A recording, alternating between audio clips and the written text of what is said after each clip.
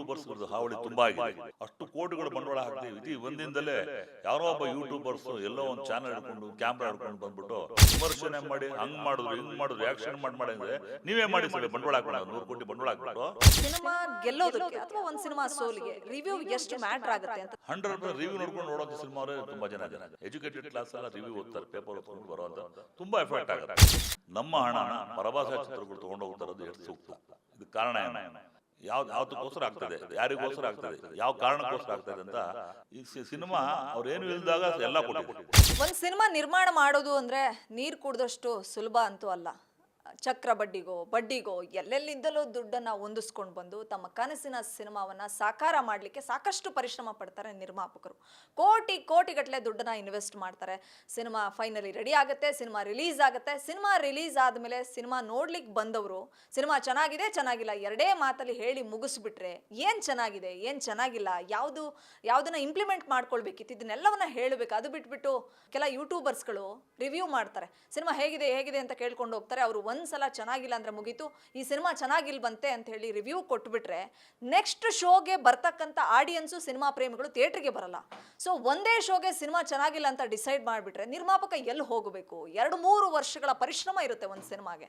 So ಇದೆಲ್ಲವನ್ನ ಮನದಟ್ಟು ಮಾಡಿಕೊಂಡು ತಮಿಳುನಾಡಿನ ಚಲನಚಿತ್ರ ನಿರ್ಮಾಪಕರ ಸಂಘ ಅಂದರೆ ರೀಸೆಂಟಾಗಿ ಕಂಗುವಾ ಮತ್ತು ವೆಟ್ಟಿಯಾನ್ ಸಿನಿಮಾಗೆ ದೊಡ್ಡ ಮಟ್ಟದ ಎಫೆಕ್ಟ್ ಆಗಿದೆಯಂತೆ. ಸಿನಿಮಾ ನಷ್ಟ ಆಗಲಿಕ್ಕೆ, ಸಿನಿಮಾ ಫ್ಲಾಪ್ ಆಗಲಿಕ್ಕೆ, ಸಿನಿಮಾ ಅಂದುಕೊಂಡ ಮಟ್ಟಿಗೆ ರೀಚ್ ಆಗದೆ ಇರೋದಕ್ಕೆ ರೀಸನ್ ಏನಂತಂದರೆ ಕೆಲ ಯೂಟ್ಯೂಬರ್ಸ್ಗಳು ಕೊಟ್ಟಂಥ ನೆಗೆಟಿವ್ ರಿವ್ಯೂ ಅಂತೆ. ಸೊ ಹೀಗಾಗಿ ಅಲ್ಲಿನ ನಿರ್ಮಾಪಕರ ಸಂಘ ಚಿತ್ರಮಂದಿರದ ಮಾಲೀಕರುಗಳಿಗೆ ಒಂದು ಮನವಿಯ ಪತ್ರವನ್ನು ಕೊಟ್ಟಿದ್ದಾರೆ. ಯಾವುದೇ ಕಾರಣಕ್ಕೂ ಯೂಟ್ಯೂಬರ್ಸ್ಗಳನ್ನು ಅಲೋ ಮಾಡಬೇಡಿ, ಚಿತ್ರಮಂದಿರದ ಒಳಗೆ ಅವರು ಬರಂಗಿಲ್ಲ, ರಿವ್ಯೂ ಮಾಡಂಗಿಲ್ಲ ಅಂತ ಹೇಳ್ಬಿಟ್ಟು, ವಿಮರ್ಶೆ ಮಾಡಂಗಿಲ್ಲ ಅಂತ ಹೇಳ್ಬಿಟ್ಟು ಒಂದು ಮನವಿ ಪತ್ರವನ್ನು ಸಲ್ಲಿಸಿದ್ದಾರೆ. ರೀಸೆಂಟಾಗಿ ನಮ್ಮ ಕನ್ನಡ ಚಿತ್ರರಂಗದಲ್ಲೂ ಕೂಡ ಒಂದು ಪ್ಯಾನ್ ಇಂಡಿಯಾ ಸಿನಿಮಾ ರಿಲೀಸ್ ಆಯಿತು. ಅಲ್ಲಿ ಒಬ್ಬ ಯೂಟ್ಯೂಬರ್ ಕೊಟ್ಟಂಥ ರಿವ್ಯೂನಿಂದ ಎಷ್ಟರ ಮಟ್ಟಿಗೆ ಎಫೆಕ್ಟ್ ಆಯಿತು ಅನ್ನೋಂಥದ್ದು ನಿಮಗೂ ಗೊತ್ತಿರುತ್ತೆ. ಸೊ ಮುಂದಿನ ದಿನಗಳಲ್ಲಿ ಇಲ್ಲಿನ ಯೂಟ್ಯೂಬರ್ಗಳ ಮೇಲೆ ಕನ್ನಡ ಚಲನಚಿತ್ರ ನಿರ್ಮಾಪಕರ ಸಂಘ ಯಾವ ರೀತಿಯ ಕ್ರಮವನ್ನು ಕೈಗೊಳ್ಳುತ್ತೆ, ನಿರ್ಮಾಪಕರ ಪರವಾಗಿ ಯಾವ ರೀತಿ ನಿಲ್ಲುತ್ತೆ ಅನ್ನೋದನ್ನ ತಿಳಿದುಕೊಳ್ಳೋದಕ್ಕೋಸ್ಕರ ನಾನು ವಾಣಿಜ್ಯ ಮಂಡಳಿಗೆ ಬಂದಿದ್ದೆ. ಈಗ ನನ್ನ ಜೊತೆ ಫಿಲ್ಮ್ ಚೇಂಬರ್ನ ಅಧ್ಯಕ್ಷರಾಗಿರ್ತಕ್ಕಂಥ NM ಸುರೇಶ್ ಸರ್ ಇದ್ದಾರೆ. ಅವ್ರು ಏನು ಹೇಳ್ತಾರೆ ಕೇಳ್ತಾ ಹೋಗ್ತೀನಿ. ಸರ್ ನಮಸ್ತೆ, ಹೇಗಿದ್ದೀರಿ? ಚೆನ್ನಾಗಿದೆ. ಈಗ ನೀವು ಮಾತಾಡೋ ವಿಚಾರ ನೋಡ್ತಾ ಇದ್ರೆ ಭಾಳ ಗಂಭೀರದ ವಿಚಾರ. ನಿರ್ಮಾಪಕರ ಒಳಿತಿಗಾಗಿ, ನಿರ್ಮಾಪಕರ ಶ್ರೇಯಸ್ಸಿಗಾಗಿ, ನಿರ್ಮಾಪಕರು ಹಾಕಿದ ಬಂಡವಾಳ ವಾಪಸ್ ಪಡೋದಕ್ಕಾಗಿ ಇವತ್ತೇನು ಕೇರಳದಲ್ಲಿ ಹೈಕೋರ್ಟ್ ಒಂದು ಆದೇಶ ಕೊಟ್ಟಿದೆಯೋ ಅದನ್ನು ಪರಿಪಾಲನೆ ಮಾಡೋದು ತಮಿಳುನಾಡಲ್ಲೂ ಕೂಡ ಮಾಡಿದ್ದಾರೆ. ನಾವು ಕೂಡ ಟಾಪ್ ಮೋಸ್ಟ್ ಪೀರಿಯಡ್ಲಿ ಇದನ್ನು ಎಂಡಾರ್ಸ್ ಮಾಡ್ತೀವಿ, ಸಪೋರ್ಟ್ ಮಾಡ್ತೀವಿ, ಮಾಡಲೇಬೇಕು. ನಮ್ಮ ನಿರ್ಮಾಪಕರು ಉಳಿಬೇಕು. ಈಗಾಗಲೇ ಇತ್ತೀಚಿನ ದಿನಗಳಲ್ಲಿ ಯೂಟ್ಯೂಬರ್ಸ್ಗಳದ್ದು ಹಾವಳಿ ತುಂಬ ಆಗಿದೆ. ಯಾಕಂದರೆ ಸಿನಿಮಾ ಮಾಲೀಕರಿಗೆ ನಾನು ಕಳಕಳಿಯಿಂದ ಪ್ರಾರ್ಥನೆ ಮಾಡ್ತೇನೆ, ರಿಕ್ವೆಸ್ಟ್ ಮಾಡ್ತೀನಿ. ನಮಗೂ ಕೂಡ ಒಂದು ಸಿನಿಮಾದ ಬಗ್ಗೆ ಗೌರವ ಇದೆ, ಪ್ರೀತಿ ಇದೆ. ನಿರ್ಮಾಪಕ ಹಾಕಿದ ಬಂಡವಾಳ ಕಳ್ಕೊಂಡು ಎಷ್ಟು ಜನ ನಿರ್ಮಾಪಕರು ನಿರ್ಗತಿಕರಾಗಿದ್ದಾರೆ, ಮನೆ ಮಠ ಕಳ್ಕೊಂಡಿದ್ದಾರೆ, ಹೆಂಡತಿ ಮಕ್ಕಳಿಗೆ ಎಷ್ಟು ಶೋಷಣೆ ಆಗ್ತಾಯಿದೆ, ಯಾವ ಥರ ತೊಂದರೆ ಆಗ್ತಾಯಿದೆ, ಅಷ್ಟು ಕೋಟಿಗಳು ಬಂಡವಾಳ ಹಾಕ್ತೀವಿ. ಇದು ಒಂದಿಂದಲೇ ಯಾರೋ ಒಬ್ಬ ಯೂಟ್ಯೂಬರ್ಸು ಎಲ್ಲೋ ಒಂದು ಚಾನಲ್ ಹಿಡ್ಕೊಂಡು ಕ್ಯಾಮ್ರಾ ಹಿಡ್ಕೊಂಡು ಬಂದ್ಬಿಟ್ಟು ಎಂಟೈರ್ ಚಿತ್ರದ ಬಗ್ಗೆ ವಿಮರ್ಶೆ ಮಾಡಿ ನೋಡಿ. ಮೊನ್ನೆ ನಾನು ಯಾವುದೊಂದು ದೊಡ್ಡ ಸಿನಿಮಾ ಬಿಡಿ, I don't want to name the person pictures movie, ಎಷ್ಟು ಮಾತಾಡ್ತಾರೆ ಹುಡುಗ. ಅವನು ಈ stalking as if he has put 100% investment ಮಾಡಿಬಿಟ್ಟು ಚಿತ್ರಕ್ಕೆ ನಾನು ಬಂಡವಾಳ ಹಾಕ್ಬಿಟ್ಟು ವಿಮರ್ಶನೆ ಮಾಡಿ ಹಂಗೆ ಮಾಡಿದ್ರು ಹಿಂಗೆ ಮಾಡಿದ್ರು ರಿಯಾಕ್ಷನ್ ಮಾಡಿದ್ರೆ ನೀವೇ ಮಾಡಿ ಸಭೆ ಬಂಡವಾಳ ಹಾಕ್ಬಿಟ್ಟು 100 ಕೋಟಿ ಬಂಡವಾಳ ಹಾಕ್ಬಿಟ್ಟು ಗೊತ್ತಾಗತ್ತೆ ಒಬ್ಬ ನಿರ್ಮಾಪಕನ ಕಷ್ಟ ಏನು. ಬಂಡವಾಳ ಎಲ್ಲಿಂದ ತಿಂತಾನೆ? ಅದು ಕೊಡೋದು ಹಾಕಿರೋ ಬಂಡವಾಳಕ್ಕೆ ಬಡ್ಡಿ ಬರುತ್ತಾ? ಹಣ ಕಳ್ಕೊಂಡು ಅವ್ರು ಫುಟ್ಪಾತಿಗೆ ಬಂದು ಓಡಿ ಬಂದು ಮನೆ ಮಠ ಆಸ್ತಿ ಕಳ್ಕೊಂಡ್ರೆ ನೀವು ಬಂದು ಕೊಡ್ತೀರೇನ್ರಿ? ದಯವಿಟ್ಟು ಒಂದು ಕಳಕಳಿಯಿಂದ ಪ್ರಾರ್ಥನೆ ಮಾಡಿ ರಿಕ್ವೆಸ್ಟ್ ಮಾಡ್ಕೊತೀನಿ. ಯೂಟ್ಯೂಬ್ನವರು ನಿರ್ಮಾಪಕರು ಒಳಿತಿಗೆ ನೀವೇ ಆಗಿ ವಾಲಂಟ್ರಿ ಆಗಿ ವಿಮರ್ಶೆಗಳನ್ನು, ರಿವ್ಯೂಗಳನ್ನು ಸಿನಿಮಾ ರಿಲೀಸ್ ಮಾಡಿ ಮಾರ್ನಿಂಗ್ ಶೋಗೆ ಬಂದು ಕೊಡೋದ್ರಿಂದ ಎಷ್ಟು ನಿರ್ಮಾಪಕರು ಓಡಿ ಬರುತ್ತೋ ಅರ್ಥ ಮಾಡಿಕೊಡಿ. ಅದಕ್ಕೋಸ್ಕರ ಕೇರಳ ಸರ್ಕಾರ ಏನು ಮಾಡಿದೆಯೋ ಅದಕ್ಕೆ ಕಂಡು ಮಾಡೋ ಕೆಲಸ, ನಾವು ಅದನ್ನು ಇಂಪ್ಲಿಮೆಂಟ್ ಮಾಡೋವಂಥ ಕೆಲಸದಲ್ಲಿ ಅತಿ ಶೀಘ್ರದಲ್ಲೇ ಇದಕ್ಕೆ ಯಾವ ಮಾಡಬೇಕು, ಕೋರ್ಟ್ಗೆ ಹೋಗ್ಬೇಕಾ, ಯಾವ ಥರ ಕಾನೂನು ನಡೆಯಲಿ ಅದಕ್ಕೆ ಬಂದೋಬಸ್ತ್ ಮಾಡೋಂಥ ನಾನು ಕೆಲಸ ಮಾಡ್ತೀನಿ. ತಮಿಳುನಾಡು ಕೂಡ ನಿರ್ಮಾಪಕ ಸಂಘರು ಇವತ್ತೇನು ಚಿತ್ರ ಮಾಲೀಕರಿಗೆ ನೋಟಿಸ್ ಕೊಟ್ಬಿಟ್ಟು ರಿಕ್ವೆಸ್ಟ್ ಮಾಡ್ಕೊಂಡಿದ್ದು ನಿಜವಾಗ್ಲೂ ಒಳ್ಳೆ ಕೆಲಸ ಮಾಡಿದ್ದಾರೆ. ನಿಜವಾಗ್ಲೂ ಅವ್ರ ಅಭಿನಂದನೆಗಳು. ನಮ್ಮ ಕಣ್ತಿರೋ ಕೆಲಸ ಮಾಡಿದ್ದೀರಾ. ಯೂಟ್ಯೂಬ್ ಚಾನಲ್ ದಯವಿಟ್ಟು ಅಲ್ಲೇ ರೋಡಲ್ಲಿ ಮಧ್ಯ ಎಲ್ಲೆಲ್ಲೋ ಉಟ್ಕೊಟ್ಬಿಟ್ಟು ಭಾಳ ವರ್ಷಗಳಿಂದ ದೊಡ್ಡ ಸಂಸ್ಥೆಗಳು ಕಟ್ಕೊಂಡು ಚಾನಲ್ಗಳು ಮಾಡ್ತಾ ಇದ್ದವರಿಗೆ ಚಾಲೆಂಜ್ ಮಾಡಿಕೊಂಡು, ಪ್ರಿಂಟ್ ಮೀಡಿಯಾಗೆ ಚಾಲೆಂಜ್ ಮಾಡಿಕೊಂಡು, ತಮ್ಮದೇ ಆದ ವರ್ಚಿಸ್ಕೊಂಡು, ಆಮೇಲೆ ದಬ್ಬಾಳಿಕೆ ಕೂಡ ಭಾಳ ನಡೀತಾ ಇದೆ. ಈ ದಬ್ಬಾಳಿಕೆ ಮಾಡುವಂಥ ಕೆಲಸಗಳನ್ನ ಬರ್ತದೆ. ದಯವಿಟ್ಟು ಸ್ಟಾಪ್ ಮಾಡೋದು ಒಳ್ಳೆಯದು. ಮುಂದಿನ ದಿನಗಳಲ್ಲಿ will give a clear instruction to not to allow in YouTubers for the any movies ಯಾವುದೇ ಚಿತ್ರಗಳದ್ದು ಯಾವುದೇ ಒಂದು ಪ್ರೆಸ್ ಮೀಟ್ ಆಗಲಿ ಇನ್ಯಾವುದಕ್ಕೂ ಸೇರಿಸ್ಬಾರ್ದು ಅಂತ ಒಂದು ಆರ್ಡರ್ ಕೊಡೋದು ಚಾನ್ಸ್ ಇದೆ. ದಯವಿಟ್ಟು ಈ ಕೂಡಲೇ ತಾವು ಎಚ್ಚೆತ್ತುಕೊಂಡು ಸಿನಿಮಾಗಳನ್ನು ನೀವು ಮಾಡಿ, ನಿಮ್ಮ ಕೆಲಸ ನೀವು ಮಾಡಿ, ಜೀವನ ಮಾಡಿಕೊಡಿ, ನೀವೇನು ಯೂಟ್ಯೂಬ್ ಚಾನಲ್ ನಡೆಸ್ಕೊಡಿ. ವಿ ನಾವು never coming to the objection for that. But ಸಿನಿಮಾಗಳ ಬಿಡಿ ವಿಮರ್ಶೆ ಮಾಡೋ ಮುಂಚೆ 100 ಸಲ ಯೋಚನೆ ಮಾಡಿ, ಚೆನ್ನಾಗಿದೆಯೋ ಚೆನ್ನಾಗಿಬಿಟ್ಟಿದ್ದು ಜನ ಡಿಸೈಡ್ ಮಾಡಿ. ಎಷ್ಟೋ ಸಿನಿಮಾ ಒಂದು ವಾರ ಓಡೇ ಇರೋಲ್ಲ, ಆಮೇಲೆ ಸೂಪರ್ ಡೂಪರ್ ಹಿಟ್ ಆಗಿದೆ. ನೀವು ವಿಮರ್ಶೆಗಳು ಉಲ್ಟಾ ಪುಲ್ಟಾ ಆಗಿದೆ, ಯಾಕೆ ವಿಮರ್ಶೆಗಳನ್ನು ಮಾಡ್ತೀರಾ? ದಯವಿಟ್ಟು ಅದು ಮಾಡೋದು ಸ್ಟಾಪ್ ಮಾಡಬೇಕು ಅಂತ ನಾನು ಕೂಡ ತಮಿಳುನಾಡು ಕೇರಳ ಮಾದರಿ ಕರ್ನಾಟಕದಲ್ಲಿ ಮಾಡೋಣ ನಿರ್ಮಾಪಕ ಉಳಿವಿಗಾಗಿ ಅವರ ಶ್ರೇಯಸ್ಸಿಗಾಗಿ ನಾನು ಕೂಡ ಅದಕ್ಕೆ ವಾಣಿಜ್ಯ ಮಂಡಳಿ ಎಂಟರು ಚಿತ್ರೋದ್ಯಮ ಅದಕ್ಕೆ ಬೆಂಬಲ ಕೊಡುವಂಥ ಕೆಲಸ ಮಾಡ್ತೀವಿ ಅಂತ ಹೇಳಕ್ಕೆ ಇಷ್ಟಪಡ್ತೀನಿ. ಸರ್, ಥಿಯೇಟ್ರ್ ಮಾಲೀಕರಿಗೆ ಏನಾದರೂ ಇನ್ಸ್ಟ್ರಕ್ಷನ್ಸ್ ಕೊಡ್ತೀರಾ? ಅಲ್ಲಿ ಕೊಟ್ಟವ್ರಂಗೆ ನೀವು ಕೂಡ ನೋಡಪ್ಪ ಅಲೋ ಮಾಡಬೇಡ್ರಿ ಈ ಥರದ್ದು ಏನಾದರೂ ಮಾಡೋರು ಇದ್ದೀರಾ ಸರ್?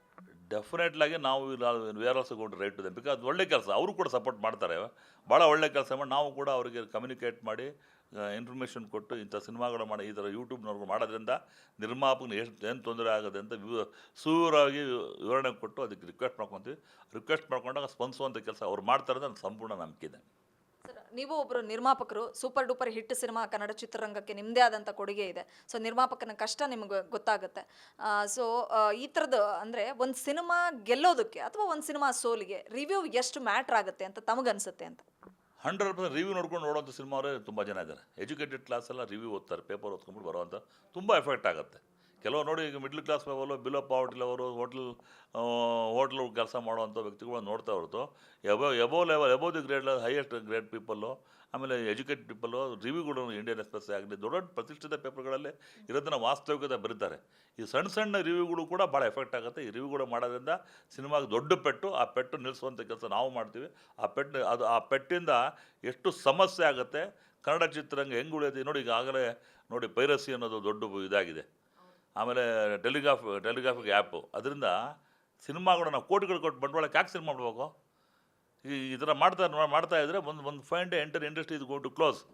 ಈಗ ಸಿನಿಮಾ 100 ಕೋಟಿ ಬಂಡವಾಳ ಹಾಕ್ಬಿಟ್ಟು ಒಂದೇ ಒಂದು ದಿನದಲ್ಲಿ ರಿವ್ಯೂ ಕೊಡೋಂಗಿದ್ರೆ ನೀವ್ಯಾರು ಜಡ್ಜ್ಮೆಂಟ್ ಕೊಡೋಕೆ? ನೀವೇನು ಜಡ್ಜ್ಗಳ? ನಿಮ್ಮ ಕೆಲಸ ಪ್ರಾಮಾಣಿಕ ಮಾಡಿಕೊಡಿ. ಸಿನಿಮಾ ಬಗ್ಗೆ ರಿವ್ಯೂ ಮಾಡೋ ಮುಂಚೆ ದಯವಿಟ್ಟು ಯೋಚನೆ ಮಾಡಿ ಇಟ್ಟು ಮಿನಿಮಮ್ 2 ವಾರನೋ 3 ವಾರನೋ 4 ವಾರ ಮಾಡ್ಕೊಳ್ಳಿ, ಏನು ಬೇಕಾದ್ರೆ ಬರ್ಕೊಳ್ಳಿ. ಬಿಗಿನಿಂಗಲ್ಲಿ ಬಂಡವಾಳ ಹಾಕಿರೋ ಬಂಡವಾಳ ವಾಪಸ್ ಬರುತ್ತಿಲ್ಲ ಅಂತ ಒಂದು ಆತಂಕದಿರೋಂಥ ನಿರ್ಮಾಪಕರು ಉಳಿಸುವಂಥ ಕೆಲಸ ಮಾಡಿ ಅಂತ ನಾನು ಮತ್ತೊಮ್ಮೆ ನಿಮಗೆಲ್ಲ ಕಡೆಯಿಂದ ರಿಕ್ವೆಸ್ಟ್ ಮಾಡ್ಕೊತೀನಿ. ನೀವು ಯೂಟ್ಯೂಬ್ ಚಾನಲ್ ಮಾಡ್ಕೊಳ್ಳಿ, ಬಟ್ ರಿಗಾರ್ಡ್ ಮೂವಿ ಮಾಡೋ ಮುಂಚೆ, ಮೂವಿ ಬಗ್ಗೆ ರಿವ್ಯೂ ಮಾಡೋ ಮುಂಚೆ ದಯವಿಟ್ಟು ಮಾಡುವಂಥ ಕೆಲಸ ದಯವಿಟ್ಟು ಈ ಕೂಡಲೇ ಸ್ಟಾಪ್ ಮಾಡಿ ಅಂತ ನಾನು ಹೇಳ್ತೀನಿ. ಸರ್, ನಿಮಗೆ ಗೊತ್ತು, ಮೊದಲೆಲ್ಲ ಪರಭಾಷಾ ಸಿನಿಮಾಗಳ ಹಾವಳಿ ಇರ್ತಿತ್ತು, ಅನಂತರ ಪೈರಸಿ ಬಂತು, ಈಗ ಟೆಲಿಗ್ರಾಮು, ಈಗ ಯೂಟ್ಯೂಬರ್ಸ್ಗಳ ಹಾವಳಿ. ಎಲ್ಲವನ್ನೂ ನಿಭಾಯಿಸ್ಕೊಂಡು ಒಬ್ಬ ನಿರ್ಮಾಪಕ ಗೆಲ್ಲೋ ಅಷ್ಟರಲ್ಲಿ ಆಕಾಶ ನೋಡಬೇಕಾದಂಥ ಪರಿಸ್ಥಿತಿ ನಿರ್ಮಾಣ ಆಗುತ್ತೆ. ಸೊ ಸರ್, ಅವ್ರಿಗೆ ಬಹುಶಃ ಗೊತ್ತಿರೋದು ಕಾಣಲ್ಲ, ಒಂದು ಸಿನಿಮಾ ಮಾಡೋದ್ರಿಂದ ಎಷ್ಟು ಕಾರ್ಮಿಕರು ಜೀವನ ಮಾಡ್ತಾರೆ ಅಂತ. ಒಬ್ಬ ಕಾರ್ಮಿಕ ಒಂದು ಸಿನಿಮಾಗಳ ಮಿನಿಮಮ್ 100-150 ಜನ ಕೆಲಸ ಮಾಡಿದರೆ 150 ಜನ ಅಂಟು ಅವ್ರ ಮನೆ ಫ್ಯಾಮಿಲಿಯಲ್ಲಿ 5 ಜನ ಇರ್ಕೊಳ್ಳಿ, 750 ಜನ. ಒಂದು ಸಿನಿಮಾ ಶೂಟಿಂಗಲ್ಲಿ I am talking about only in shooting.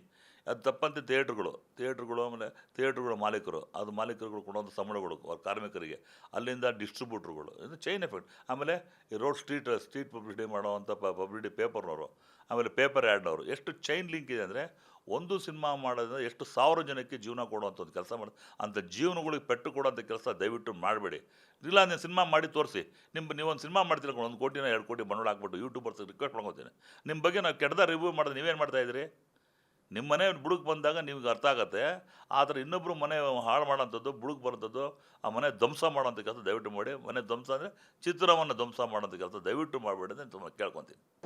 Sir, ticket price ಈಗ ತಮಿಳ್ನಾಡಿನಲ್ಲಿ ಆಲ್ರೆಡಿ ಫಿಕ್ಸ್ಡ್ ಟಿಕೆಟ್ ಪ್ರೈಸ್ ಇದೆ, 120 ರೂಪಾಯಿ ಮೇಲೆ ಅವ್ರು ಹೋಗಲ್ಲ. ಬಟ್ ನಮ್ಮಲ್ಲಿ ಪರಭಾಷಾ ಸಿನಿಮಾಗಳು ಬಂದು ಕೋಟ್ಯಾಂತರ ರೂಪಾಯಿ ದೋಚ್ಕೊಂಡು ಹೋಗ್ತಾರೆ. ಒಂದು ಪ್ರೈಸ್ ಅಂತ ಫಿಕ್ಸ್ ಮಾಡೋದಕ್ಕೆ ಆಲ್ರೆಡಿ ಸರ್ಕಾರಕ್ಕೆ ಮನವಿ ತುಂಬ ಸಲ ಸಲ್ಲಿಸಿದಿರಿ. ಸೊ ಎಲ್ಲಿವರೆಗೂ ಬಂದಿದೆ, ಯಾವ ಹಂತದಲ್ಲಿದೆ ಅನ್ನೋಂಥದ್ದು? ಈಗಲೂ ಕೂಡ ಇದ್ರ ಬಗ್ಗೆ ಭಾಳ ಗಂಭೀರ ಸಮಸ್ಯೆ, ಒಳ್ಳೆ ಕ್ವಶನ್ ಕೇಳಿದ್ದೀರಾ. ಇತ್ತೀಚೆಗೆ ನಮ್ಮ 2016ನಲ್ಲಿ ನಮ್ಮ ಮಾನ್ಯ ಮುಖ್ಯಮಂತ್ರಿಗಳು ಸಿದ್ದರಾಮಯ್ಯ ಅವರು ಇದ್ದರು, ಮುಖ್ಯಮಂತ್ರಿ ಇದ್ದಾಗ ಒಂದು ಗೌರ್ಮೆಂಟ್ ಆರ್ಡರ್ ಮಾಡಿದ್ರು, should not cross more 150-200 rupees ಅಂತ ಒಂದು ಮಲ್ಟಿಪ್ಲೆಕ್ಸ್ಗಳಿಗೆ, ಸಿಂಗಲ್ ಥಿಯೇಟರ್ಗಳಿಗೆ ಕ್ರಾಸ್ ಮಾಡೋದು ಆರ್ಡ್ರ್ ಮಾಡಿದಾಗ, ಆವಾಗ ಮಲ್ಟಿಪ್ಲೆಕ್ಸ್ ಅದು ಸ್ವಲ್ಪ ಆರ್ಡ್ರ್ ಇಶ್ಯೂ ಮಾಡಿದ್ರೆ ಸ್ವಲ್ಪ ಡಿಫ್ರೆನ್ಸ್ ಇದು ಬಂತು. ಅದು ಕನೆಕ್ಟೆಡ್ ಡಿಪಾರ್ಟ್ಮೆಂಟ್, ಕನ್ನಡ ಮತ್ತು ಸಂಸ್ಕೃತಿ ಇಲಾಖೆ ಕೊಟ್ಟಿದ್ದು, that has to be issued through home department ಇದೆ. ಅದು ದ್ವಂದ್ವ ಇತ್ತು. ಆ ಕೋರ್ಟಲ್ಲಿ ಆರ್ಡ್ರ್ ಕ್ಲಿಯರ್ ಆಗಿದೆ. ಈಗ ಈ ಕೂಡಲೇ ನಾವು ಆಲ್ರೆಡಿ ಇದ್ರ ಬಗ್ಗೆ ನಾವು ತುಂಬ ವರ್ಕೌಟ್ ಮಾಡ್ತಾಯಿದ್ದೀವಿ. ಕನ್ಸರ್ನ್ ಹೋಮ್ ಡಿಪಾರ್ಟ್ಮೆಂಟ್ ಮಾತಾಡಿದ್ವಿ, ಮುಖ್ಯಮಂತ್ರಿಗಳು ಕೂಡ ಭೇಟಿ ಮಾಡಿದ್ವಿ. ಬಿಕಾಸ್ ಆಫ್ ಚುನಾವಣೆ ಇದ್ದು ನಾಳೆ ಫಲಿತಾಂಶ ಎಲ್ಲ ಇರೋದ್ರಿಂದ ಚುನಾವಣೆ ಫಲಿತಾಂಶ ಆದ ಭೇಟಿ ಮಾಡಿದ್ವಿ. ಇದ್ರ ಬಗ್ಗೆ ಮತ್ತೆ ಅದು ಏನು ಆರ್ಡರ್ ಹಿಂದೆ ಕೊಟ್ಟಿದ್ದೋ ಅದನ್ನು ಮತ್ತೆ ಇಂಪ್ಲಿಮೆಂಟ್ ಮಾಡಿ ಎಕ್ಸಿಕ್ಯೂಟ್ ಮಾಡೋಂಥ ಕೆಲಸ ಮಾಡೋಕ್ಕೆ ಖಂಡಿತವಾಗಲೂ ಅದು ಒಳ್ಳೆಯ ಕೆಲಸ. ಯೂನಿಫಾರ್ಮ್ ಸಿಸ್ಟಮ್ ಆಫ್ ಟಿಕೆಟಿಂಗ್ ಇರೋದ್ರಿಂದ ಭಾಳ ಜನಕ್ಕೆ ಸಿನಿಮಾ ರಂಗಕ್ಕೆ ಒಳ್ಳೆಯದಾಗುತ್ತೆ, ಪ್ರೇಕ್ಷಕರು ಒಳ್ಳೆದಾಗುತ್ತೆ, ಆಮೇಲೆ ಪಡುದ್ರಿಗೆ ಒಳ್ಳೆಯದಾಗುತ್ತೆ. ಇದರಿಂದ ಏನಾಗುತ್ತೆ ಅಂದರೆ ನಂಬರ್ ಆಫ್ ವೀಕ್ಸ್, ಈಗ ನಾವು ಯಾವುದೋ ಒಂದು ಸಿನಿಮಾ ದೊಡ್ಡ ಸಿನಿಮಾ 3 ದಿನದಲ್ಲಿ 4 ಕಲೆಕ್ಷನ್ ಮಾಡ್ಕೊಂಬಿಟ್ರೆ ಸ್ಲೋಲಿ ಕಡಿಮೆ ಅಮೌಂಟ್ ಆದಾಗ ಏನು ಎಫೆಕ್ಟ್ ಆಗುತ್ತೆ, ಜಾಸ್ತಿ ಆದಾಗ ಏನು ಎಫೆಕ್ಟ್ ಆಗುತ್ತೆ, ಕಡಿಮೆ ಇದ್ದಾಗ ಮಾತ್ರ ಅವರಿಗೆ ಬೆನಿಫಿಟ್ ಆಗೋದು ಮನದಟ್ಟು ಮಾಡೋಂಥ ಕೆಲಸ ಮಾಡ್ತಿದ್ವಿ. ಟಿಕೆಟಿಂಗ್ ರೇಟ್ನ ಈ ಕೂಡಲೇ ಸರ್ಕಾರಕ್ಕೆ ಗಮನ ತಂದು ಅದು ಇಂಪ್ಲಿಮೆಂಟ್ ಮಾಡೋವಂಥ ಕೆಲಸ ವಾಣಿಜ್ಯ ಮಂಡಳಿ ಮಾಡುತ್ತೆ ಅಂತ ಹೇಳಕ್ಬಿಡ್ತೀವಿ. ಸರ್, ಪ್ರದರ್ಶಕರ ಜೊತೆ ನಿರ್ಮಾಪಕರ ಸಂಘದವ್ರ ಜೊತೆ ಈ ಯೂಟ್ಯೂಬರ್ಸ್ಗಳನ್ನ ಬ್ಯಾನ್ ಮಾಡಬೇಕು ಅಥವಾ ಅವ್ರ ಮೇಲೆ ಯಾವುದಾದ್ರೂ ಒಂದು ಕ್ರಮ ಕೈಗೊಳ್ಳಬೇಕು ಅನ್ನೋ ಕಾರಣಕ್ಕೆ ಯಾವುದಾದ್ರೂ ಮೀಟಿಂಗ್ ಮಾಡೋರಿದ್ದೀರಾ ಅಥವಾ ಹೇಗೆ ಸರ್? ಇಲ್ಲ, ಕಾನೂನು ನಾವು ಕೈ ತೊಳೋಕ್ಕಾಗಲ್ಲ, ಬ್ಯಾನ್ ಮಾಡಬೇಕು ಅಂತ ಹೇಳೋಕ್ಕಾಗಲ್ಲ. ನಾವು ಕಾನೂನು work under our law, we got our own law. ಕಾನೂನು ಅಡಿಯಲ್ಲಿ ಏನು ಮಾಡಬೇಕು ಅನ್ನೋದನ್ನು ಚರ್ಚೆ ಮಾಡಿ ಕಾನೂನು ಸಲಹೆ ತೊಗೊಂಡು ಚಿತ್ರ ನಿರ್ಮಾಪಕರಿಗೆ ಏನೇ ತೊಂದರೆ ಆಗ್ಬಿಡೋದು ಅಂತ ಉದ್ದೇಶ ಇಟ್ಕೊಂಡು ಚಿತ್ರ ನಿರ್ಮಾಪಕ ತೊಂದರೆ ಆದರೆ ಖಂಡಿತವಾಗ್ಲೂ ಬಿಡೋದಿಲ್ಲ. ಯಾವ ಯೂಟ್ಯೂಬ್ ಆಗಲಿ ಇನ್ನೇನೇ ಆಗಲಿ ನಿರ್ಮಾಪಕನ ಬುಡಕ್ಕೆ ಬರೋಂಥ ಕೆಲಸ ಮಾಡೋದು, ಬಿಡೋದು ಪ್ಲಿಂತಿಗೆ ಬರೋವಂಥ ಕೆಲಸ, ಅದು ಅವ್ರ ಫೌಂಡೇಶನ್ಗೆ ಬರೋವಂಥ ಕೆಲಸ ಮಾಡಿದಾಗ ಖಂಡಿತವಾಗಲೂ ಅದು ಕಾನೂನು ಅಡಿಯಲ್ಲಿ ಏನು ಮಾಡಬೇಕು ಅನ್ನೋ ಕೆಲಸ ಚರ್ಚೆ ಮಾಡಿ ನಾವು ವಿಮರ್ಶಿಸಿ ನಾವು ಅದು ಸೂಕ್ತವಾದ ಕ್ರಮ ತೊಗೊಳ್ಳೋಂಥ ಕೆಲಸ ಖಂಡಿತವಾಗ್ಲೂ ಮಾಡ್ತೀವಿ, ಅದರಲ್ಲಿ ಏನು ಡೌಟೇ ಇಲ್ಲ. ಬೇರೆ ಬೇರೆ ಇಂಡಸ್ಟ್ರಿಯ ಸಿನಿಮಾಗಳು 100 ಕೋಟಿ ಕಲೆಕ್ಷನ್ಸ್ ಮಾಡ್ತಾ ಇದ್ದಾವೆ ಸರ್. 300 ಕೋಟಿ ಆಗಿದೆ ಅಮರನ್ ಸಿನಿಮಾ ಅಂತ ಕೇಳ್ಪಟ್ವಿ. So Bhairathi Ranagal cinema collections ಗೊತ್ತಿಲ್ಲ, ಬಟ್ ಸಿನಿಮಾ ತುಂಬ ಚೆನ್ನಾಗಿದೆ. ಸಿನಿಮಾ ತಾವು ನೋಡಿದ್ದೀರಿ ಅಂತ ಭಾವಿಸ್ತೀನಿ. ಸೊ ಕನ್ನಡ ಸಿನಿಮಾ ರಂಗದಲ್ಲಿ ಸ್ಟಾರ್ಗಳು 2-3 ಸಿನಿಮಾ ಮಾಡಬೇಕು ವರ್ಷಕ್ಕೆ ಅನ್ನೋ ಥರದ್ದು ಒಂದು ಕೂಗು, ನೀವು ಕೂಡ ಇದಕ್ಕೆ ಬೆಂಬಲ ಸೂಚಿಸಿದ್ರಿ. ಸೊ ಮುಂದಿನ ದಿನಗಳಂದರೆ ಈ ವರ್ಷ ಅಂತೂ ನೋಡಿ ಸರ್, 100 ಕೋಟಿ ಕಲೆಕ್ಷನ್ ಮಾಡುವಂಥ ಸಿನಿಮಾಗಳು ನಮ್ಮ ಪ್ರಕಾರ ಬಂದಿದ್ರೂ ಕೂಡ 100 ಕೋಟಿ ಕಲೆಕ್ಷನ್ ಆಗಿಲ್ಲ. ಏನು ಹೇಳ್ತೀರಿ ಕನ್ನಡ ಚಿತ್ರರಂಗದ ಈ ಒಂದು ಸಿಚುವೇಶನ್ಸ್ ಬಗ್ಗೆ? ನೋಡಿ, ಇದ್ರ ಬಗ್ಗೆ ನಿಜವಾಗ್ಲೂ ಅದು ಗಂಭೀರದ ವಿಚಾರ. ನಮ್ಮ ನಟರುಗಳು ಕೂಡ ಒಳ್ಳೆಯವರಿದ್ದಾರೆ, ಬಟ್ ಆದರೆ ಈ ಸಂದರ್ಭಗಳಲ್ಲಿ ನಮ್ಮ ಹಣನ ಪರಭಾಷಾ ಚಿತ್ರಗಳು ತೊಗೊಂಡು ಹೋಗ್ತಾ ಇರೋದು ಎಷ್ಟು ಸೂಕ್ತ? ಇದಕ್ಕೆ ಕಾರಣ ಏನು? ಯಾವುದಕ್ಕೋಸ್ಕರ ಆಗ್ತದೆ, ಯಾರಿಗೋಸ್ಕರ ಆಗ್ತದೆ, ಯಾವ ಕಾರಣಕ್ಕೋಸ್ಕರ ಆಗ್ತಾಯಿದೆ ಅಂತ ದೇರ್ ಆಲ್ ಎಜುಕೇಟೆಡ್. ಅವ್ರ stars are not so uneducated ಅಲ್ಲ, ಎಜುಕೇಟೆಡ್. ಈ ಸಿನಿಮಾ ಅವ್ರೇನು ಇಲ್ದಾಗ ಎಲ್ಲ ಕೊಟ್ಟಿದೆ, ಘನತೆ, ಗೌರವ, ಅಂತಸ್ತು, ಐಶ್ವರ್ಯ ಎಲ್ಲ ಕೊಟ್ಟು ಜನಗಳು ಮನ್ನಣೆ ಮಾಡಿಬಿಟ್ಟು ಅಭಿಮಾನಗಳು ಕೊಟ್ಟರು ಕೂಡ ಈ ಸಂದರ್ಭದಲ್ಲಿ ಇದನ್ನು ವಾಲಂಟ್ರಾಗಿ ಅವರವರೇ ಆತ್ಮಾವಲೋಕನ ಮಾಡಿಕೊಂಡು ನಿಮ್ಮ ಚಿತ್ರರಂಗ ಯಾಕೆ ಹಿಂಗಾಗ್ತಾಯಿದೆ ನೋಡಿ. ನೀವು ಯಾವುದು ಅಮರನ್ನು ಹೇಳಿದ್ರಿ 300 ಕೋಟಿ ಆಗುತ್ತೆ, ಇನ್ಯಾವುದು ಸಿನಿಮಾ ಆಗುತ್ತೆ. ನಮ್ಮಲ್ಲಿ ಸಿನಿಮಾಗಳು ಕೊರತೆ ಇರೋದ್ರಿಂದ ನಾನು ರಿಕ್ವೆಸ್ಟ್ ಮಾಡೋದು, we have been requesting like anything for the part so many years for the actress. ದಯವಿಟ್ಟು ವರ್ಷಕ್ಕೆ 2 ಸಿನಿಮಾನ, ಅದು ವರ್ಷಕ್ಕೆ 1 ಸಿನಿಮಾನೋ, ನೀವು 2 ವರ್ಷಕ್ಕೊಂದ್ಸಲ 3 ವರ್ಷಕ್ಕೊಂದು ಸಿನಿಮಾ ಮಾಡಿದಾಗ ನಮ್ಮ ಪ್ರೇಕ್ಷಕರು ಬೇರೆ ಭಾಷೆಗಳಿಗೆ ಸ್ಥಳಾಂತರಗೊಳ್ತಾರೆ. ಈಗ ನಮ್ಮಲ್ಲಿ ಸಿನಿಮಾ ಅವೈಲೇಬಿಲಿಟಿ ಇಲ್ಲ, ಅದೇನು ಮಾಡ್ತಾರೆ? ಒಳ್ಳೆ ಸಿನಿಮಾ ಇದ್ರೆ ನೋಡಿದೆ, ಯಾರೇ ಎಷ್ಟೇ 200 ಸಿನಿಮಾ ಮಾಡಲಿ 300 ಸಿನಿಮಾ ಮಾಡಲಿ, ಇವತ್ತು ಚಿತ್ರರಂಗ ಉಳಿದಿರೋದೇ ಸಣ್ಣ ನಿರ್ಮಾಪಕರಿಂದ. ಸಣ್ಣ ನಿರ್ಮಾಪಕರು ಏನೋ ದೊಡ್ಡ ಮನ್ಸು ಮಾಡಿ ಚಿತ್ರರಂಗ ನಡೀತಾರಿಂದ ಸಾವಿರಾರು ಊಟ ಮಾಡ್ತಾರೆ. ನಾನು ಏನು ರಿಕ್ವೆಸ್ಟ್ ಮಾಡ್ಕೊತಿದ್ವಿ, ನಾವು cannot command things or we cannot demand things. ನಾನು what I request them to do at least minimum 2 movies in a year for time being to protect the interest of the Kannada industry. ಚಿತ್ರರಂಗ ಇನ್ನೊಂದು 50 ವರ್ಷ ಭವಿಷ್ಯ, 15-20 ವರ್ಷ ಭವಿಷ್ಯನ ಚಿಂತನೆ ಮಾಡಿದರೆ ನಮ್ಮ ಸಿನಿಮಾಗಳ ನಂಬರ್ ಆಫ್ ಮೂವೀಸ್ ಕಡಿಮೆ ಆಗ್ತಾಯಿದೆ. ಮಾಡುವಂಥ ನೋಡಿ, ಈಗ ರಿಯಾಲಿಟಿ ಶೋಗಳಿಗೆ ಹೋಗ್ತಾರೆ, the time they are spending. Because ಏನಾಗುತ್ತೆ ಅಲ್ಲಿ ಹೋದಾಗ, ಈಗ ಪ್ರೇಕ್ಷಕರಿಗೆ ಅಂತ ನಮ್ಮ ಹೀರೋ ಡೈಲಿ ಟಿ ವಿನಲ್ಲಿ ನೋಡ್ತಾ ಇದ್ದಲ್ಲಪ್ಪ, ಇನ್ನೇ ಪಿಕ್ಚರ್ ನೋಡ್ಬೇಕು ಅಂತ ಅವ್ರ ಬಗ್ಗೆ ಇಂಟ್ರೆಸ್ಟ್ ಕಡಿಮೆ ಆಗುತ್ತೆ. ಬರ್ತಾವೆ ನೋಡಿ, reality show is attracting like anything for the audience. ಸಿನಿಮಾಕ್ಕೆ ಹೆಂಗೆ ಬರ್ತಾರೆ, ನಮ್ಮ ಹೀರೋ ದಿನ ಮನೆ ಬಿಡಪ್ಪ ವೆಯ್ಟ್ ಮಾಡಿದೆ, ಇವತ್ತು OTT ಬರುತ್ತೆ, ಇನ್ಯಾವುದೋ ಬರುತ್ತೆ ಅಂದಾಗ ನಿಮ್ಮ ಸಿನಿಮಾಗಳಿಗೆ ನೀವೇ ಇದು ಮಾಡ್ಕೊಳ್ಳೋದು ಬೇಡ ಅನ್ನೋ ದೃಷ್ಟಿಯಿಂದ ಟೈಮ್ ಬೀಯಿಂಗ್ ಟು ಪ್ರೊಟೆಕ್ಟ್ ನಮ್ಮ ಬೇರೆ ಪರಭಾಷಿತ್ರಗಳ ಅವರ ಕಾಂಪಿಟೇಷನ್ ಕಡಿಮೆ ಮಾಡೋಕ್ಕೆ ದಯವಿಟ್ಟು ನಿಮ್ಗೆ ಏನಾದ್ರು ದೊಡ್ಡ ಮನಸ್ಸು ಮಾಡಿ 2 ಸಿನಿಮಾ ಮಾಡಿ ಅಂತ ನಾನು ಕೇಳ್ಕೊತೀನಿ. Being a president of the organisation, industry ಚಿತ್ರೋದ್ಯಮದ ಒಳಿತಿಗೆ ಕೇಳ್ಕೊತೀನಿ. ಅದನ್ನು ಮಾಡಿದರೆ ಸೂಕ್ತ ಅನ್ನೋ ನನ್ನ ಭಾವನೆ, ನಂದೊಬ್ಬಂದೇ ಭಾವನೆ ಅಲ್ಲ, ಚಿತ್ರರಂಗದ ಭಾವನೆ ಕೂಡ ಇದೆ. ಭಾಳಷ್ಟು ಜನ ನಿರ್ಮಾಪಕರು, ವಿತರಕರು, ಪ್ರದರ್ಶಕರು, ವಿತರಕರು ಹಾಗೂ ಸೋಮಿನಿ ಎಷ್ಟೋ ಮೀಟಿಂಗಲ್ಲಿ ಕೇಳ್ಕೊತಿದ್ದೆ, ಅದನ್ನು ಇಂಪ್ಲಿಮೆಂಟ್ ಮಾಡಿ ಅಂತ ತಮಗೆ ಕೇಳ್ಕೊತಿದ್ದೆ. ಸರ್, ರಿಯಾಲಿಟಿ ಶೋ ಪ್ರಸ್ತಾಪ ಮಾಡಿದ್ರಿಂದ ಕೇಳ್ತಿದ್ದೀನಿ. ಸುದೀಪ್ ಸರಿಂದ ಹಿಡಿದು ಶಿವಣ್ಣ ಅವರಿಂದ ಹಿಡಿದು ಎಲ್ಲ ದೊಡ್ಡ ನಟರು ಜೊತೆಗೆ ಇವತ್ತಿನ ಯಂಗ್ಸ್ಟರ್ಗಳು ಕೂಡ ರಿಯಾಲಿಟಿ ಶೋಗಳಲ್ಲಿ ಇದ್ದಾರೆ, ಜಡ್ಜ್ಗಳಾಗಿ ಕೂತಿದ್ದಾರೆ.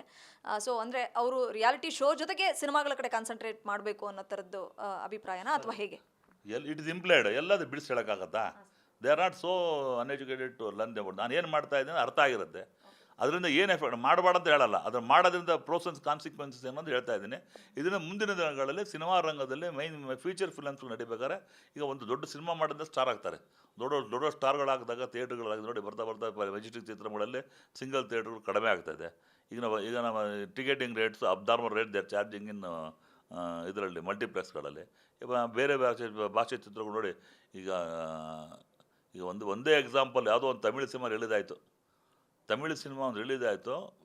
ತಮಿಳ್ನಾಡಲ್ಲಿ 47 ಚಿತ್ರಮಂದಿರ ರಿಲೀಸ್ ಆಗಿದೆ. ತಮಿಳ್ನಾಡಲ್ಲಿ kindly note this point, 47 theatres ಇದೆ. ನಮ್ಮ ಕರ್ನಾಟಕದಲ್ಲಿ ಎಷ್ಟಾಗಿದೆ ಹೇಳಿ? ತಮಿಳ್ನಾಡಂದರೆ only I am talking about Chennai city centre. ಬೆಂಗಳೂರಲ್ಲಿ 90 ಥಿಯೇಟ್ರ್ ಮೇಲೆ ರಿಲೀಸ್ ಆಗಿದೆ. ಯಾರು ಇದಕ್ಕೆ ಮೇನ್ ಕಾರಣ? ನಾವು ಪರಭಾಷೆ ಚಿತ್ರಗಳಿಗೆ ಹಾಸಿಗೆ ಹಾಕಿ ಅವ್ರಿಗೆಲ್ಲ ಥರದ ಸೋಪಾನ ಹಾಕಿ ರೆಡ್ ಕಾರ್ಪೆಟ್ ಹಾಕಿ ಮಾಡೋದು ಯಾರು? ನಮ್ಮ ಪ್ರೇಕ್ಷಕರು. ಯಾಕೆ? ಕನ್ನಡ ಚಿತ್ರಗಳ ಕೊರತೆ ಇರೋದ್ರಿಂದ. ನಾವೇ ದೊಡ್ಡ ಸಿನಿಮಾ ಮಾಡೋಣ, ಕನ್ನಡನ ಉಳಿಸೋಣ, ಕನ್ನಡದ ನೆಲ ಜಲ ಭಾಷೆ ಬಗ್ಗೆ ನಾವು ಅಭಿಮಾನದಿಂದ ಸ್ವೀಕರಿಸ್ಬೇಕಾದ್ರೆ ಕನ್ನಡಕ್ಕೋಸ್ಕರ ಏನೋ ಒಂದು ಇಂಥ ಸಂದರ್ಭದಲ್ಲಿ ನಾನು ಯಾವತ್ತೂ ಯಾರಿಗೂ ಕಂಪೇರ್ ಮಾಡಿ ತಪ್ಪು ಅಭಿಪ್ರಾಯ ತಿಳ್ಕೊಬೇಡಿ. ನಾನು ಕನ್ನಡ ಉಳಿವಿಗಾಗಿ, ಕನ್ನಡ ಚಿತ್ರಗಳಿಗಾಗಿ ನಾನು ಕೇಳ್ಕೊತಾ ಇದ್ದೀನಿ. ಆದಷ್ಟು ಕನ್ನಡ ಸಿನಿಮಾಗಳನ್ನು ದೊಡ್ಡ ನಟರುಗಳು ಮಾಡೋದ್ರಿಂದ ಕನ್ನಡ ಉಳಿಯುತ್ತೆ ಅಂತ ನನ್ನ ಭಾವನೆ. ಸಣ್ಣ ನಿರ್ಮಾಪಕನ ಸಣ್ಣ ಸಿನಿಮಾಗಳು ಹಿಟ್ಟಾಗಲ್ಲ ಅಂದರೆ ಅವ್ರು ಇರೋದ್ರಿಂದ ನಮ್ಮ ಇಂಡಸ್ಟ್ರಿ ಈಗ ಸರ್ವೇ ಆಗ್ತಿದೆ, ಲಿವಿಂಗ್ ಫಾರ್ ಸರ್ವೈವಲ್ ಅಂತ. ಅದರಿಂದ ದಯವಿಟ್ಟು ನಾನು ರಿಕ್ವೆಸ್ಟ್ ಮಾಡ್ಕೊತೀನಿ, ದೊಡ್ಡ ಸಿನಿಮಾಗಳನ್ನು ಮಾಡಿ ಅಂತ ಕೇಳ್ಕೊತೀನಿ. ಇದು ಕರ್ನಾಟಕ ಚಲನಚಿತ್ರ ವಾಣಿಜ್ಯ ಮಂಡಳಿ ಅಧ್ಯಕ್ಷರಾಗಿರ್ತಕ್ಕಂಥ NM ಸುರೇಶ್ ಅವರ ಅಭಿಪ್ರಾಯ. ಅಂದರೆ ನಿರ್ಮಾಪಕರು ಉಳಿಬೇಕು, ನಿರ್ಮಾಪಕರಿಗೆ ಯಾವುದೇ ರೀತಿಯ ತೊಂದರೆ ಆಗಬಾರ್ದು. ಅವರು ಕಷ್ಟಪಟ್ಟು ಚಕ್ರ ಬಡ್ಡಿಗೋ ದುಡ್ಡನ್ನು ತಂದು ಸಿನಿಮಾ ಮಾಡಿರ್ತಾರೆ. ಸೊ ಅವ್ರ ಸಿನಿಮಾಗಳಿಗೆ ಎಫೆಕ್ಟ್ ಆಗದೆ ಇರೋ ಥರ, ಮತ್ತು ಅವ್ರ ಸಿನಿಮಾಗಳು ಫ್ಲಾಪ್ ಆಗೋದಕ್ಕೆ ಏನಾದರೂ ಯೂಟ್ಯೂಬರ್ಸ್ಗಳ ಕಾರಣ ಆದರೆ ನಿಜವಾಗ್ಲೂ ಕೂಡ ಅವ್ರ ಮೇಲೆ ಕಠಿಣವಾದಂಥ ಕ್ರಮ, ಕಾನೂನು ರೀತಿಯಲ್ಲಿ ಯಾವ ರೀತಿಯ ಕ್ರಮಗಳನ್ನು ಕೈಗೊಳ್ಬೋದು ಅದನ್ನು ನಿಜವಾಗ್ಲೂ ಸೂಕ್ತವಾಗಿ ಕೈಗೊಳ್ತೀವಿ ಅನ್ನೋಂಥ ಮಾಹಿತಿಯನ್ನು ಹಂಚ್ಕೊಂಡ್ರು. ಸೊ ಮಲಯಾಳಮಲ್ಲಿ ಆಲ್ರೆಡಿ ಇಂಪ್ಲಿಮೆಂಟ್ ಆಗಿದೆ, ಯೂಟ್ಯೂಬರ್ಸ್ಗಳನ್ನ ಬ್ಯಾನ್ ಮಾಡಬೇಕು ಅಂದರೆ 1 ವಾರಗಳ ನಂತರ ಅವರು ರಿವ್ಯೂ ಕೊಡಬೇಕು ಅಂತ. ಇನ್ನು ಅಟ್ ಪ್ರೆಸೆಂಟು ತಮಿಳ್ನಾಡಿನಲ್ಲಿ ಚರ್ಚೆ ಆಗ್ತಾ ಇದೆ. ಸೊ ಮುಂದಿನ ದಿನಗಳಲ್ಲಿ ನಮ್ಮ ಕನ್ನಡ ಚಿತ್ರರಂಗದಲ್ಲೂ ಕೂಡ ಅದು ಇಂಪ್ಲಿಮೆಂಟ್ ಆಗುತ್ತೆ ಅನ್ನುವಂಥ ಭರವಸೆಯನ್ನು ಅವರು ನೀಡಿದ್ದಾರೆ. ಇದು ಈ ಕ್ಷಣದ ಸ್ಪೆಷಲ್. ಬೆಂಗಳೂರಿನಿಂದ ಕ್ಯಾಮ್ರಾ ಪರ್ಸನ್ ಪಂಪಾಪತಿ ಜೊತೆ Vishalakshi, entertainment bureau, guarantee news. Guarantee news, ಸುದ್ದಿ ಖಚಿತ, ನ್ಯಾಯ ನಿಶ್ಚಿತ.